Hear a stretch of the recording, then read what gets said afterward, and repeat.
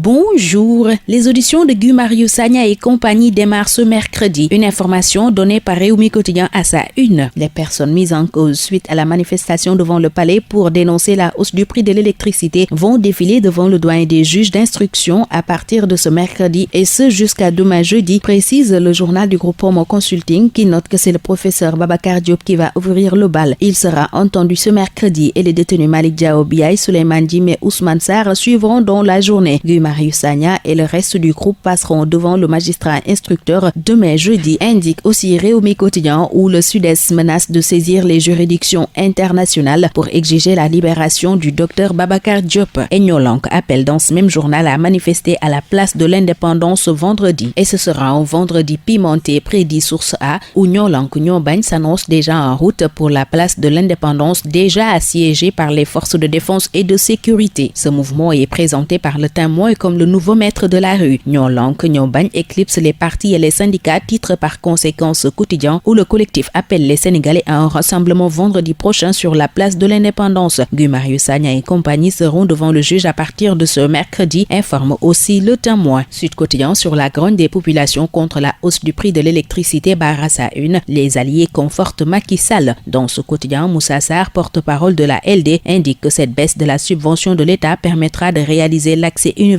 à l'électricité. Ezator Mbaye de l'AFP, lui, se dit persuadé que le président est la première personne à être affectée par cette augmentation. Parlons toujours de l'électricité avec Dakar Times qui évoque une nouvelle politique énergétique du Sénégal et nous apprend à sa une que la réforme de Sénélec est initiée depuis 2010. Les révélations sur la gestion peu catholique de cette même Sénélec font partie des mauvaises graines qui ont saboté le deuxième mandat de Macky Sall, de l'avis du quotidien Critique qui parle d'un lourd boulet pour le chef de l'État. Une analyse à lire à la page 3 de ce quotidien. Dans le quotidien L'Observateur, l'on propose une enquête sur le surplace politique de l'ancien ministre des Sports. Malick Gakou, jamais grand, jamais parti, voit par conséquent l'Obs qui s'intéresse par ailleurs à la procédure judiciaire contre Mamour Diallo et les membres de la commission parlementaire. Et ce journal nous parle à sa page 9 de l'état des plaintes de Ousmane Sonko dans l'affaire des 94 milliards de francs CFA. Pendant ce temps, la Tribune donne des nouvelles de Bougazeli racontées depuis Rebeuss. Il y est depuis sa mise sous mandat de dépôt dans l'affaire des faux billets et il refuse les promenades dans la cour et se tourne vers les Hassidas. À la page 3 de la Tribune, l'on donne les détails sur la vie de tous les jours de Bougazeli avec les autres détenus. Au même moment, le FBI accable 3 djihadistes écroués à Dakar relativement à la série d'attentats terroristes dans la sous-région, renseigne Libération qui indique que selon le FBI, ils sont impliqués dans les attaques qui ont frappé le Mali, le Burkina et la Côte d'Ivoire entre 2015 et 2016. Les Américains veulent entendre Mahmoud Sidi Baba El Atig, Mustafa Amar, Bachir et Eril Adebe, ajoute ce quotidien. Dans le quotidien Wa Grand Place, Bachir Ba, se prononçant sur la distribution des semences,